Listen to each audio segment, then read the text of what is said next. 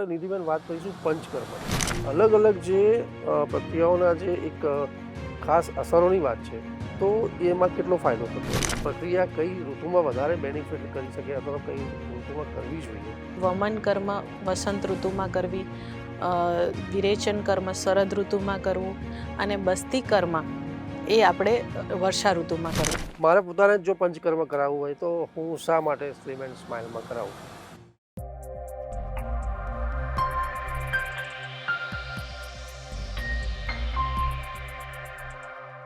નમસ્કાર દર્શક મિત્રો, અલ્ટિમેટ વેઇટ લોસમાં હું અશોક મોદી અને મારી સાથે સ્લીમ એન્ડ સ્માઇલના ડૉક્ટર નિધિબેન ઠક્કર. આપનું સ્વાગત છે કાર્યક્રમમાં.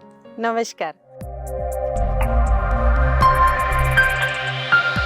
વેઇટ લોસના એક્સપર્ટ ડૉક્ટર ભાવેશ ઠક્કર કે જેમને ઓબેસિટી વિષયનો અભ્યાસ 1998માં નડિયાદ ખાતે આવેલ JS આયુર્વેદિક કોલેજથી BMS કર્યા પછી પોતાના ક્લિનિકની શરૂઆત કરી હતી. પહેલા જ દિવસથી ડૉક્ટર ભાવેશ ઠક્કરે ઓબેસિટીની સારવારમાં 20,000 જેટલા પેશન્ટની સફળતાપૂર્વક સારવાર કરવાની સાથે સાથે વિશેષ ઓબેસિટીની સારવારમાં એક જ પેશન્ટનું 57 kg વજન ઘટાડવાની અસાધારણ સફળતા મેળવી છે. વેઇટ લોસ માટે ડૉક્ટર ભાવેશ ઠક્કરને 2007માં ગુજરાતના હેલ્થ મિનિસ્ટર શ્રી અશોકભાઈ ભટ્ટ દ્વારા સન્માનિત કરવામાં આવ્યા હતા. તેમજ 2021માં જાણીતી અભિનેત્રી નોરા ફતેહી દ્વારા ગુજરાતનું બેસ્ટ આયુર્વેદિક વેઇટ લોસ માટેનો એવોર્ડ પણ એનાયત થયો હતો. આજે સ્લીમ એન્ડ સ્માઇલના પ્રસિદ્ધ થયેલા બેનર સાથે ડૉક્ટર ભાવેશ ઠક્કર અમદાવાદ ઉપરાંત મહેસાણા, આણંદ, નડિયાદ ખાતે ઓબેસિટીની સમસ્યામાં વજન ઘટાડવાની શ્રેષ્ઠ સારવાર આપી રહ્યા છે.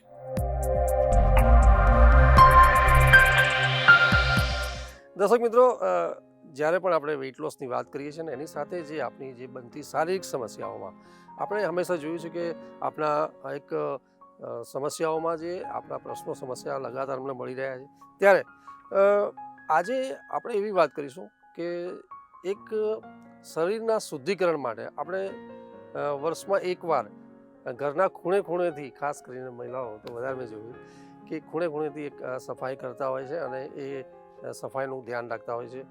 પણ એ જ રીતે જો શરીરનું શુદ્ધિકરણ જો એક વર્ષમાં જો કરવામાં આવે તો જે એક ડિટોક્સિફિકેશનની જે પ્રક્રિયાથી જે શરીરમાં શુદ્ધિકરણ બની રહે અને એક શરીર સ્વસ્થ બની રહે એ માટેના જે પ્રયત્નો છે એની માટે આજે આપણે ચર્ચા કરીશું. જે સવાલો હતા તો ક્યાંક ને ક્યાંક આપણે નિધિબેન વાત કરીશું પંચકર્મની.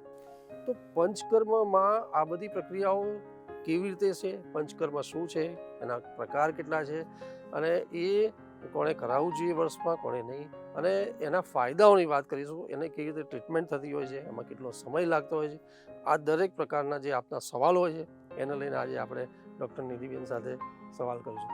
તો થોડું જાણી લઈએ પહેલાં કે આ પંચકર્મ શું છે, એના પ્રકારો કેટલા છે, એ કોણે કરાવવું જોઈએ અને સ્લીમ એન્ડ સ્માઇલમાં જે ટ્રીટમેન્ટ થઈ છે થોડી એની બી વાત કરીશું. સૌપ્રથમ તો વાત કરીએ તો પંચકર્મ. આયુર્વેદમાં બે પ્રકારની ચિકિત્સા પદ્ધતિ છે. એક છે સમન ચિકિત્સા પદ્ધતિ અને બીજી છે શોધન ચિકિત્સા પદ્ધતિ. સમન એટલે કે જે લોકો એક્યુટ મોડમાં આવે છે, પેશન્ટ જ્યારે એક્યુટ કન્ડિશનમાં આવે છે ડિસીઝને લઈને કે તરત જ મને થોડાક જ દિવસમાં આ તકલીફ થઈ છે, અથવા તો જે લોકો હેલ્થ કોન્શિયસ છે, સતત એક્સરસાઇઝ, ડાયટ, લાઇફસ્ટાઇલનું ધ્યાન રાખતા હોય છે, કે જે લોકોની અંદર બોડીમાં ટોક્સિનનું પ્રમાણ ઘણું ઓછું હોય છે, તેવા લોકોને માત્ર ને માત્ર ડાયટ અને મેડિસિન આપવામાં આવે તો પણ તેમનો ડિસીઝ રિવર્સ થતો જોવા મળે છે. તેનાથી ઉલટું જે લોકો મોડરેટ અથવા તો ક્રોનિક કન્ડિશનમાં આવતા હોય છે, કે જે ઘણા વર્ષો જૂની મને આ બીમારી છે પરંતુ તે મળતું નથી, અને જે લોકો હેલ્થ પ્રત્યે બિલકુલ બી અવેર નથી હોતા, તે લોકોની લાઈફસ્ટાઈલથી માંડીને, ડાયટ સ્ટાઇલથી માંડીને ઓવર સ્ટ્રેસ હોય છે, અને કહીએ તો ટોક્સિન બહુ વધારે પ્રમાણમાં તે લોકોના બોડીમાં જોવા પડતા હોય છે.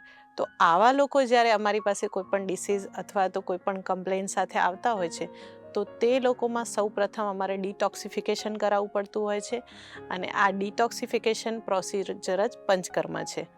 આયુર્વેદમાં પંચકર્મ એ મુખ્ય ડિટોક્સિફિકેશન માટે કરવામાં આવેલું છે, અને તેના મુખ્ય 5 પ્રકાર છે: વમન, વિરેચન, બસ્તી, નશ્ય અને રક્તમોક્ષણ.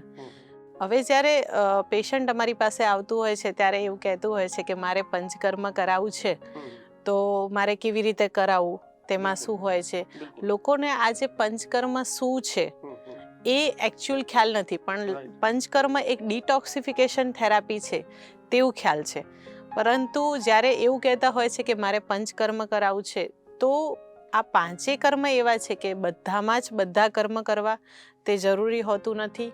ક્યારેક કોઈનામાં એક, કોઈનામાં બે, તો બેથી વધારે ક્યારેક કર્મ કરાવી શકાય છે, પરંતુ તે એકચ્યુઅલ ડિસાઇડ કરે છે ડૉક્ટર, કે જે ત્યાંના આયુર્વેદિક નિષ્ણાંત છે તે તેમની પ્રકૃતિ પ્રમાણે, તેમને થતી તકલીફ પ્રમાણે ડાયગ્નોસિસ પર જતા હોય છે ને તેમનામાં કયું પંચકર્મથી સારું રિઝલ્ટ મળી શકે તેના પરથી તેમને કયું પંચકર્મ કરાવવું જોઈએ તે ડિસાઇડ કરતા હોય. તો આપણે સુપરફિશિયલ વાત કરીએ પંચકર્મની, તો વમન કર્મ સૌપ્રથમ તો વાત કરીએ કે જે લોકોને અમ્બિલિકસથી ઉપરના ડિસીઝ એટલે કે છાતીની વાત કરીએ તો શ્વાસ, દમ, અસ્થમા, રેસ્પિરેટરી ડિસઓર્ડર, ડાયાબિટીસ છે, થાઇરોઇડાઇટિસ છે, જે લોકોને બોડીમાં વધુ પ્રમાણમાં કફનું પ્રમાણ વધારે હોવાના કારણે ઇન્ડાઇજેશન છે, અરુચિ છે, જે લોકોને ભૂખ પ્રોપર નથી લાગતી, તેવા લોકોમાં આયુર્વેદિક મેડિસિન્સ કે જે વોમિટિંગ કરાવનારી મેડિસિન્સ છે તે તેમની પ્રકૃતિ પ્રમાણે આપવામાં આવે છે અને થેરાપ્યુટિક વોમિટિક નિષ્ણાંતની અંડર ઓબ્ઝર્વેશનમાં કરાવવામાં આવે છે. ત્યારબાદ આપણે વાત કરીએ તો વિરેચન. વિરેચન એ ખૂબ અગત્યની ડિટોક્સિફિકેશન પ્રોસિજર છે અને તે ઘણા લોકોમાં ઇઝીલી કરાવી શકાય છે. એને સાદી ભાષામાં આપણે કહીએ તો થેરાપ્યુટિક ડાયરિયા કહી શકીએ, કે જે અમ્બેલિકસથી નીચેના ઓર્ગન્સમાં જ્યારે સ્વેલિંગ છે અથવા તો વધુ પડતા પિત્તના કારણે બોડીમાં હીટનું પ્રમાણ જ્યારે વધારે હોય છે ત્યારે આંખની બળતરા થતી હોય, પગમાં બળતરા થતી હોય, રિકરન્ટ યુટીઆઈ થતું હોય, યુરિનમાં બળતરા થતી હોય, પીસીઓડી હોય જે લોકોને, જે મહિલાઓમાં પીએમએસ ચેન્જીસના કારણે હોર્મોન ડિસ્ટર્બ હોય અને સ્ટ્રેસ રહ્યા કરતો હોય, મૂડ સ્વિંગ થયા કરતું હોય, કારણ વગરનો ગુસ્સો આવતો હોય, ઘણી જે મેનોપોઝ કન્ડિશનમાં લેડીઝને એવું થતું હોય કે થોડી વાર માટે પરસ્પિરેશન ફીલ થતું હોય, તો આ દરેક કન્ડિશનમાં જ્યારે અમે વિરેચન કરાવતા હોઈએ છીએ ત્યારે ખૂબ ફાયદા મળતા હોય છે. તેમાં અમે ટોક્સિન્સને લ્યુબ્રિકન્ટ કરી અને ઇન્ટેસ્ટિનમાં માઇગ્રેટ કરવાના હોતા હોય છે અને પછી અગેઇન તેમની પ્રકૃતિને સૂટ થતી હોય તે પ્રમાણે વિરેચનની ઔષધિ આપી અને થેરાપ્યુટિક ડાયરિયા કરાવીને ડિટોક્સિફિકેશન કરાવી શકાતું હોય છે. તે જ રીતે બસ્તી ટ્રીટમેન્ટ એટલે કે થેરાપ્યુટિક એનિમા, જે લોકોને હોલ બોડીમાં વાયુનું પ્રમાણ વધારે હોય અને વાયુના વધારે પ્રમાણને કારણે આર્થરાઇટિસ છે કે જોઈન્ટ પેઇન છે, વધુ પડતી ડ્રાયનેસના કારણે સ્કિન, હેર ડ્રાય થવા, વધુ પ્રમાણમાં તેના કારણે સ્ટ્રેસ રહેવો અને જે લોકોમાં ફરતોવા કહી શકાય, ગઠિયોવા કહી શકાય, તે પ્રમાણેની તકલીફો હોય છે ત્યારે અમે અલગ અલગ તેની પ્રકૃતિ પ્રમાણેના ઓઇલ અને ઉકાળાના એનિમા આપતા હોઈએ છીએ અને તે પણ ડ્યુરેશન અગેઇન પેશન્ટને કેવી કમ્પ્લેન છે, કેટલા ટાઈમથી તેને તકલીફ છે તેના પરથી ડિસાઇડ કરતા હોઈએ છીએ. તેની સાથે જ વાત કરીએ તો નશ્ય. નશ્ય આયુર્વેદ પ્રમાણે ઉધ્વજત્રુગત વિકારો એટલે કે આપણા ક્લેવિકલ બોનથી ને સાદી ભાષામાં કહીશ તો ગરદનથી ઉપરના જે પણ ડિસીઝ છે તે બધા માટે રામબાણ છે તેવું કહી શકાય. જે લોકોને હેરફોલ વધારે પ્રમાણમાં છે, સ્કિન ઇસ્યુ છે, જે લોકોને હોર્મોનલ બેઝ ખૂબ વધારે પ્રમાણે ડિસ્ટર્બન્સ છે, સ્ટ્રેસ લેવલ જે આજકાલ બધાને જ રહેતું હોય તો આપણે ઘરમાં ઘરગથ્થુ બી કહેતા હોઈએ કે ગાયના ઘીના 2 ટીપા તમે રેગ્યુલર નાખો અને નશ્ય ટ્રીટમેન્ટ કરો તો તમને ચોક્કસથી ફાયદા થાય છે. આયુર્વેદમાં કહેવામાં આવ્યું છે કે નાસાહી શીર્ષો દ્વારમ, કે જે નશ્ય થ્રુ આપણે જે પણ ટ્રીટમેન્ટ કરીએ છીએ એ અગેન આપણને બ્રેઇન પર સીધી ઇફેક્ટ મળે છે. એટલે જે લોકોમાં મેમરી લોસ જોવા મળતો હોય તે લોકોમાં નશ્યની ખૂબ સારી ઇફેક્ટ હોય છે. અત્યારે નાની ઉંમરથી જોવા મળતું હોય છે કે નાની નાની વસ્તુ ભૂલી જવી તે ખૂબ વધારે જોવા મળતું હોય છે, તો ત્યારે પણ અમે ગાયના ઘીનું નશ્ય ઘરે રેગ્યુલર આપીએ છીએ તો તેનાથી ખૂબ સરસ ફાયદો થતો હોય છે. અને છેલ્લે વાત કરીશું રક્તમોક્ષણની. રક્તમોક્ષણ એ સ્કિન ડિસીઝ માટે મુખ્યત્વે ટ્રીટમેન્ટ છે. સ્કિન ડિસીઝ અને આર્થરાઇટિસમાં તેના ખૂબ સરસ ઉપાયો છે અને તે લોકલાઇટ કરવામાં આવે છે કે જે લોકોને કોઢ છે, સોરાયસિસ છે, એક્ઝિમા છે, બ્લડમાં જ્યારે ટોક્સિન કોઈ જગ્યાએ બ્લોક થઈ અને સ્કિન ડિસીઝમાં કન્વર્ટ થાય છે ત્યારે ત્યાં લોકલાઇટ અમે બ્લડ લેટિંગ કરાવી અને ડિટોક્સિફિકેશન કરાવતા હોઈએ છીએ અને તેનાથી ખૂબ ફાસ્ટ રિકવરી આવતી હોય છે અને ઘણો જલ્દી ફાયદો સ્કિન ડિસીઝમાં પેઇનમાં જોવા મળતો હોય છે. તો આ રીતે પંચકર્મ એ અલગ અલગ 5 ચિકિત્સા પદ્ધતિથી થતી હોય છે અને તે કોને કઈ થેરાપી કરાવવી જોઈએ તે ડૉક્ટર ડિસાઇડ કરતું હોય છે અને તે ખૂબ અગત્યનો ફાળો આપે છે તેમાં. બિલકુલ. નિધિબેન, તમે ખૂબ સુંદર વાત કરી અને આપણે કહ્યું કે જે પંચકર્મમાં જે 5 જે પ્રક્રિયાઓ છે એ ઉપરાંત પણ જે અદર્સ પ્રક્રિયાઓ છે, જે જાનુ બસ્તી છે કે કટી બસ્તી છે કે નેત્ર તર્પણ પણ છે, ગ્રીવા બસ્તી પણ આઈ થિંક કદાચ આવતી હોય છે તમારા. તો આ બધી બાબતો છે એ ક્યાંક એ જબરદસ્ત એના ફાયદા હોય છે, પણ આપણી પાસેથી એ જાણવું છે કે જે લોકોને કરવાનું હોય તો તમે સજેસ્ટ કરતા હોય છે કે ભાઈ તમારે આ પ્રક્રિયા કે આ પ્રોસેસ કરવી પડશે, પણ એમાં કેટલો સમય લાગશે, એ લોકોને કેટલો સમય એને સ્પેન્ડ કરવો પડશે, અને અલગ અલગ જે પ્રક્રિયાઓના જે એક ખાસ અસરોની વાત છે તો એમાં કેટલો ફાયદો થતો હોય? પહેલું તો કેટલો સમય લાગશે તેના માટે પર્ટિક્યુલર જે પેશન્ટ આવતું હોય છે તેનું એનાલિસિસ કરવામાં આવતું હોય છે, તેનું ડાયગ્નોસિસ થતું હોય છે, તે કયા મોડમાં છે, એક્યુટ મોડમાં છે, મોડરેટ મોડમાં છે કે ક્રોનિક મોડમાં, તેના પરથી તેની ડ્યુરેશન નક્કી થતી હોય છે. પંચકર્મનો સમયગાળો જો તમે પ્રાઇમરી બેઝ પર ચાલો તો બી 15 દિવસથી કરીને 75 દિવસ સુધીની એક સામાન્ય તમને ટાઈમ કહી શકાય કે જે લોકો એક્યુટ મોડમાં પણ આવે છે તો તેને 15 દિવસનો સમય લાગતો હોય છે.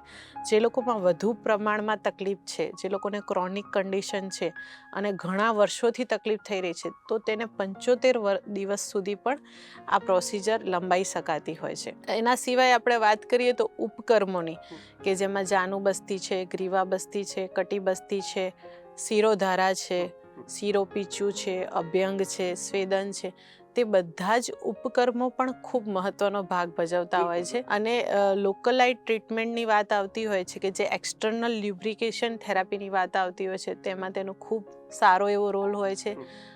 ઘણા અમારે સર્વાઇકલ સ્પોન્ડલાઇટિસમાં ગ્રીવા બસ્તીથી ક્યોર થયેલા પેશન્ટ જોવા મળે છે.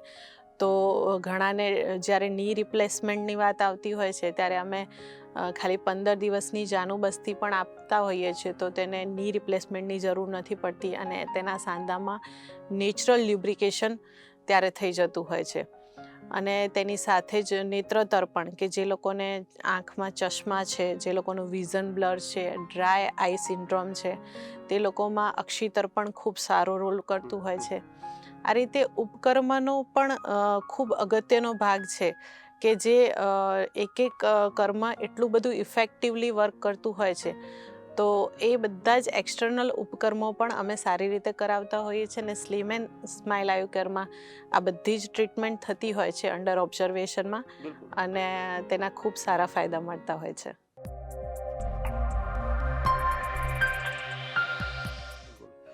ડૉક્ટર નિધિબેન, તમે જે બીજા ઉપકર્મોના પ્રકારોમાં જે એની પ્રક્રિયાને લઈને જે પ્રોસેસમાં જે તમે એક વાત કરી કે એમાં તમે છેલ્લે શિરોધારાની પણ વાત કરી અને કટી બસ્તી, આ બધી બાબતો, પણ એમાં ક્વેશ્ચન્સ એવા પણ થતા હોય છે કે આ જે બાબતો છે એ કઈ ઋતુમાં કરવી જોઈએ, અથવા તો ઘણા લોકોને કોઈ ડિસીઝ છે કે કોઈ એવી એલર્જીક બાબત છે અથવા તો કોઈ વસ્તુ સૂટ નથી થતી. ઘણા લોકોને મેં જોયું છે કે શિરોધારામાં જ્યારે ઠંડીની મોસમ હોય છે, શિયાળો, ત્યારે માથે જે શિરોધારા થતી હોય છે ત્યારે એ લોકો એસીમાં આ બધું થતું હોય છે તો એ લોકોને અનુકૂળ નથી આવતું. તો એ બધી બાબતોને લઈને જો કહીએ તો કઈ પ્રક્રિયા કઈ ઋતુમાં વધારે બેનિફિટ કરી શકે અથવા તો કઈ ઋતુમાં કરવી જોઈએ અને કોણે ના કરાવવી જોઈએ અથવા તો સાવધાનીની વાત છે, તો આ બધી બાબતો એમાં શું કહેવું છે? ખૂબ જ સરસ પ્રશ્ન છે.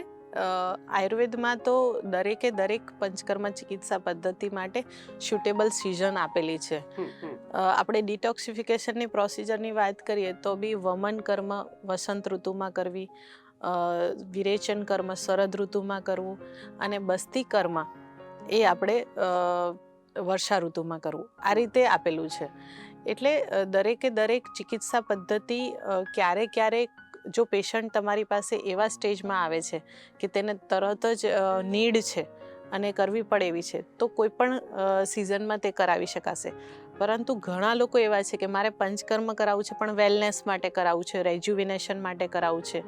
તે કોઈ ડિસીઝ માટેની પર્ટિક્યુલર વાત જ્યારે નથી હોતી ત્યારે અમે તેમને સમજાવતા હોઈએ છીએ કે જો તમારે રેજ્યુવિનેશન અથવા તો વેલનેસ માટે જ્યારે ડિટોક્સિફિકેશન કરાવવું છે તો આ પર્ટિક્યુલર સિઝનમાં જો તમે કરાવો તો તેનો મેક્સિમમ બેનિફિટ મળતો હોય છે. તેના સિવાય ઉપકર્મનો જ્યારે વાત કરીએ કે ગ્રીવાબસ્તી છે, શિરોધારા છે, જાનુબસ્તી છે, તો વર્ષા ઋતુમાં અમે લોકો શિરોધારા, નશ્ય તે બધી ટ્રીટમેન્ટ ના પાડતા હોઈએ છીએ. જ્યારે વાદળા છે ત્યારે આયુર્વેદમાં પંચકર્મ થેરાપી ના કરાવવી જોઈએ તેવું કહેવામાં આવ્યું છે. અને સંધ્યાકાળમાં એટલે કે જ્યારે સૂર્યાસ્ત થવા આવે તે ટાઈમ પીરિયડ પર કોઈ પણ પંચકર્મ ચિકિત્સા ના કરાવવી જોઈએ. તેના સિવાય ઘણા લોકો એવા હોય છે કે જેમનામાં અમે ડિસાઈડ કરતા હોઈએ છીએ કે આમનામાં પંચકર્મ ના કરાવવું જોઈએ. તો તેમાં હું કહીશ કે જે લોકો વધારે પડતા સેન્સિટિવ નેચરના છે, વધારે પડતા ગભરું છે, જે વધારે જેમને નાની એવી વસ્તુથી વધુ ડર લાગી જતો હોય અને તે આ બધી ખાલી પંચકર્મની થેરાપી વિશે સાંભળીને પણ ડરતા હોય કે ના મને આમાં આવું તો નહીં થાય ને, તો તેવા લોકોમાં અમે નથી કરાવતા હોતા પંચકર્મ. અને જે લોકો હેલ્થ પ્રત્યે અવેર નથી કે સિન્સિયર નથી, જે આપણે પંચકર્મ વિશે સમજાવીએ છીએ કે તમારે આ ડાયટ સ્ટાઇલ ફોલો કરવાની રહેશે, લાઈફસ્ટાઈલ ફોલો કરવાની રહેશે, અને એ સિન્સિયરલી કરી શકે એવા ના હોય તો તેમનામાં તેનો બેનિફિટ નથી મળતો, તેની જગ્યાએ તેની સાઈડ ઇફેક્ટ થતી જોવા મળતી હોય છે. તો તેવા લોકોમાં પણ અમે પહેલેથી જ સમજાવતા હોઈએ છીએ કે જો તમે પ્રોપર ફોલો કરી શકો એમ હો તો જ આ કરજો. કેમ કે ખાલી ડિટોક્સિફિકેશન કરાવી નાખવું કે પંચકર્મ કરાવી નાખવું એ ઇનફ નથી. તેના પછીનો જે ફાયદો છે એ એકચ્યુઅલ ત્યારે જ મળશે કે જ્યારે તેના પ્રોપર રૂલ્સ ફોલો થશે. તો આ ટ્રીટમેન્ટ એક ખૂબ અગત્યની ટ્રીટમેન્ટ છે કે જે ખૂબ ફોલોઅપ પણ માંગી લે છે પરંતુ તેનું રિઝલ્ટ પણ એક્સ્ટ્રા ઓર્ડિનરી મળતું હોય છે. અને જે લોકો કરાવતા હોય છે સિન્સિયર, તેમને તેની ખૂબ સારી અસરો જોવા મળતી હોય છે.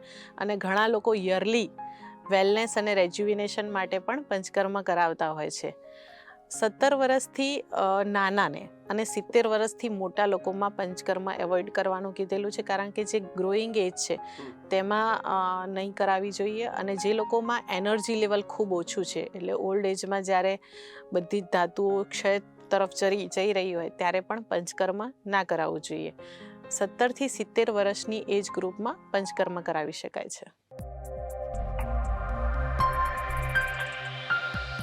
બિલકુલ. ડૉક્ટર નિધિબેન, તમે ખૂબ સુંદર વાત કરી, પણ મારે પોતાને જો પંચકર્મ કરાવવું હોય તો હું શા માટે સ્લિમ એન્ડ સ્માઇલમાં કરાવું?